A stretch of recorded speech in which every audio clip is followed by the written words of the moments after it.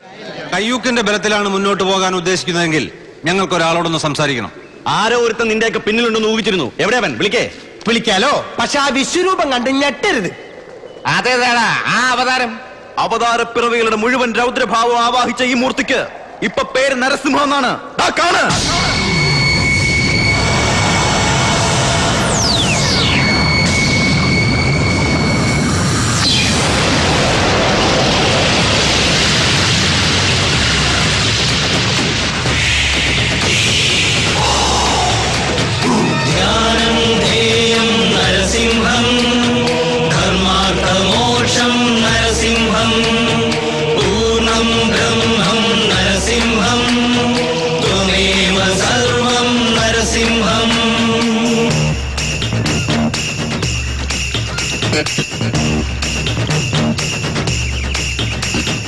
പവിത്ര, ഒരു മകന്റെ ധർമ്മമാണ് അച്ഛന് യഥാവിധി അന്ത്യകർമ്മങ്ങൾ ചെയ്യുക എന്നത്. പക്ഷെ മണപ്പള്ളി മാധവൻ നമ്പ്യാർ എന്ന മഹാഭാവിയും സർവോപരി നാറിയുമായിരുന്ന നിന്റെ തന്തയുടെ എല്ലിൻ പൊടിയും മാംസം കത്തിയ ചാരവും പവിത്രയായ ഈ നദിയിൽ വീഴരുത്. അത് കളങ്കപ്പെട്ടു പോവും. ഒരു പിടി പുണ്യാത്മാക്കളുടെ ശേഷക്രിയ ഏറ്റുവാങ്ങി ഈ മണത്തിട്ട മാധവൻ നമ്പ്യാർക്ക് ഇനി ജന്മങ്ങൾ പലത് ജനിച്ചു മരിച്ചാലും തീണ്ടാപ്പാടകലെയാണ്. അതുകൊണ്ട് പോയി വീടിന്റെ കന്നിക്കോണിലുള്ള തെങ്ങിനെ തടം വെട്ടി ഈ ചരതിലിട്ട് മൂട്. 6 വർഷത്തെ ഇടവേള കഴിഞ്ഞ് ഇന്ദുചൂടൻ വന്നിരിക്കുന്നു. പുതിയ കളികൾ കാണാനും ചിലത് കാണിച്ച് പഠിപ്പിക്കാനും. നീ പോടാ മോനെ ദിനേശ.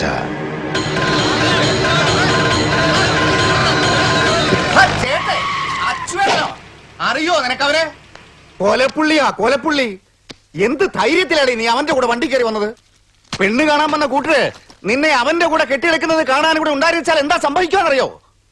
ആ എണ്ണം കേട്ട നായിന്റെ മോന്റെ ദൃഷ്ടി പതിഞ്ഞാ മതി. പിഴച്ചു എന്ന് കരുതുന്ന നാട്ടുകാര്.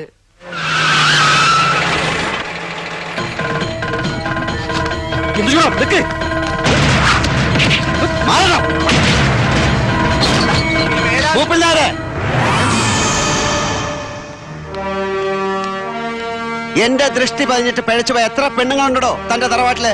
പറയണോ? എന്റെ ദൃഷ്ടി എന്റെ 3-ാം കണ്ണ് തുറന്ന് തന്നെയും തന്റെ മകനെയും ഭസ്മമാക്കേണ്ടിയിരുന്നതാണ്. മറന്നിട്ടില്ലല്ലോ ഒന്നും. താൻ എന്നെ വിശേഷിപ്പിച്ചല്ലോ കൊലയാളിന്ന്. ആരാടോ കൊലയാളി? ഇവനല്ലേ അത്? പോൾ ആസാദ് എന്ന എന്റെ സുഹൃത്തിനെ ബിയർ ബോട്ടിൽ പൊട്ടിച്ച് പള്ളക്ക് കയറ്റി കൊന്നവൻ ഇവൻ. ഇന്ദുചൂടന് സിവിൽ സർവീസ് ലിസ്റ്റിൽ 1-ാം റാങ്ക് കിട്ടിയത് ആഘോഷിക്കായിരുന്നു ഞങ്ങൾ. അതിനിടയിൽ ഈ നാറി മുൻ വൈരാഗ്യത്തിന്റെ പേരിൽ ചെയ്ത തന്തയില്ലാത്ത പണിക്ക് പോലീസ് അറസ്റ്റ് ചെയ്ത് എന്നെ അറസ്റ്റ് ചെയ്യിച്ചു. എല്ലാം പഴങ്കഥകളായി കർമ്മദോഷത്തിന്റെ ശാപഫലമായി കരുതി എല്ലാം മറക്കാൻ ശ്രമിക്കുന്ന എന്നെ ഒരു വെറും വാക്കിന്റെ മുന കൊണ്ടുപോലും ഇനി കുത്തി നോവിച്ചാൽ കത്തിച്ചു കളയും ഞാൻ പച്ചയ്ക്ക്. മനസ്സിലായോ കോപ്പിൽ നായരെ?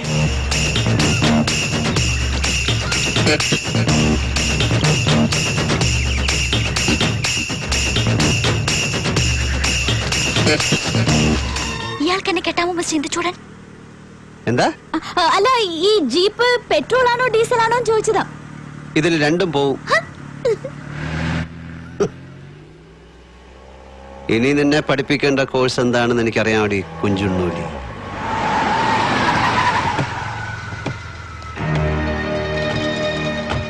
എന്താടോ പെൺകുട്ടികളെ വഴി തടഞ്ഞു വെച്ചൊരു സംസാരം? അഭ്യാസം അതിന്റെ മുന്നിൽ ഇറക്കണ്ട. എന്റെ അനന്തരവേള അവള്. അറിയോ എനിക്ക്? ഓഹോ, അപ്പൊ താങ്കളാണോ അതിന്റെ മാമ? എന്തു പറഞ്ഞു?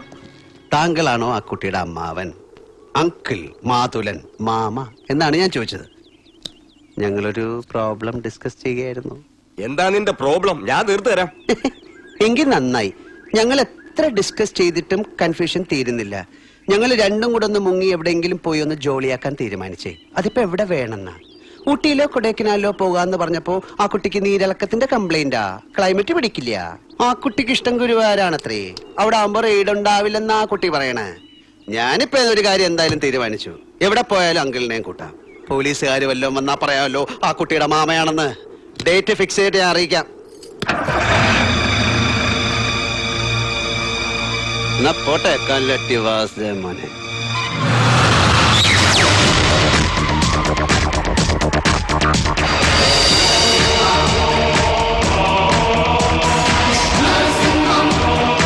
എന്ത് കണ്ടിട്ടാണ് ഈ അഹങ്കാരം? ഉണ്ടാക്കിയ തന്തയ്ക്കോ വേണ്ട, ഒരു തെളിവിന് പോലും ബാക്കിയില്ലാതെ തള്ളുന്നു. നീ വെറും ഒരു പെണ്ണ. എത്ര മുറുക്കി കുത്തിയാലും ഏതെങ്കിലും ഒരു ആണിന്റെ കൈകൊണ്ട് ഒരു ദിവസം ഈ മടിക്കുത്തഴിയും. കച്ചവടത്തിന് ബസ് സ്റ്റാൻഡിലും റെയിൽവേ സ്റ്റേഷനിലും തെണ്ടണ കാഴ്ച ഞാൻ തന്നെ കാണേണ്ടി വരും. ആരുമില്ലാത്തവർക്ക് ഭഗവാൻ തുണയുണ്ടാവും ഏതെങ്കിലും ഒരു രൂപത്തിൽ. എന്റെ ദൈവങ്ങൾ എന്നെ കാത്തോളും.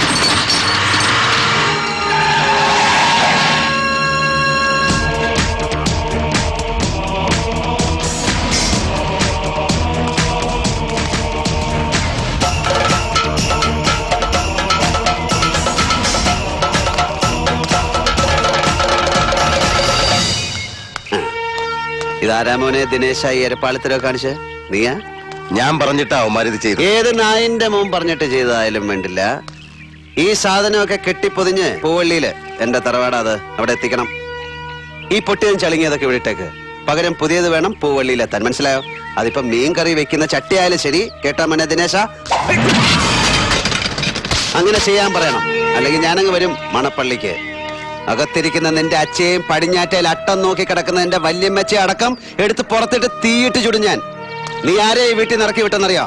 എന്റെ പെങ്ങളെ, ഇന്ദു ചൂടന്റെ അനിയത്തിയെ. മോനെ ദിനേശ, ഇടഞ്ഞ കൊമ്പന്റെ കൃഷ്ണമണിക്ക് തോട്ടി കയറ്റി കളിക്കില്ലേ, ചവിട്ടി താഴ്ത്തുന്നതിന് പാതാളത്തിലേക്ക്.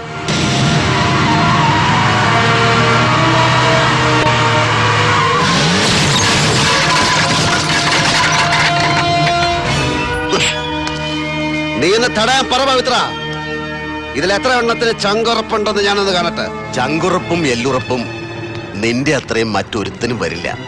എനിക്കറിയാടോ അത്. കാട്ടുകൊമ്പനോട് മല്ലയുദ്ധം പാടില്ല, വാരിക്കുഴി ഒരുക്കണം. അതാണ് ബുദ്ധിയുള്ള മനുഷ്യന്റെ വഴി. കോടതിയിൽ നിന്ന് അച്ഛനത് രക്ഷിച്ചു, അതുകൊണ്ട് തീരുന്നില്ലല്ലോ. നിയമവും പോലീസും ഒന്നും ഈ മുറ്റത്ത് കാലുകുത്തില്ല.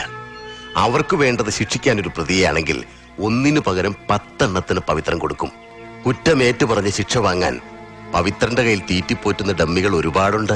എങ്കിൽ അന്ന് ഇന്ദുചൂടന്റെ കോടതി നിന്റെ കേസെടുക്കും. നിയമവും ന്യായാധിപനും ഞാൻ തന്നെയായിരിക്കും. കൊല്ലും ഞാൻ.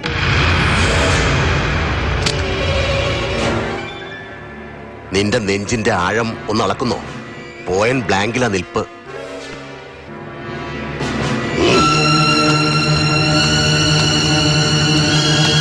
ഒറ്റ തന്തയ്ക്ക് പറഞ്ഞവനാണെങ്കിൽ കൈയും നെഞ്ചും വിറയ്ക്കുന്നില്ലെങ്കിൽ നീ ആ ട്രിഗർ ഒന്ന് വലിക്കടാ.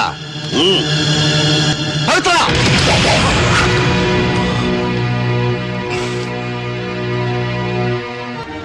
ചെയ്യുന്നില്ല. ഞാൻ കാത്തിരിക്കും നിന്റെ കയ്യിൽ വിലങ്ങ് വീഴുന്ന ദിവസം വരെ. നീ ഡമ്മികളെ ഇറക്കി രക്ഷപ്പെടാനാണ് ശ്രമമെങ്കിൽ ഞാൻ വരും. തൂണ് പിളർന്നും വരും. ത്രിസന്ധിയിൽ ഉമ്മറപ്പടിയിലിട്ട് നെഞ്ചു കീറി കുടൽമാല പുറത്തിടാൻ സംഹാരത്തിന്റെ അവതാരമായി അന്ന് ഞാൻ വരും.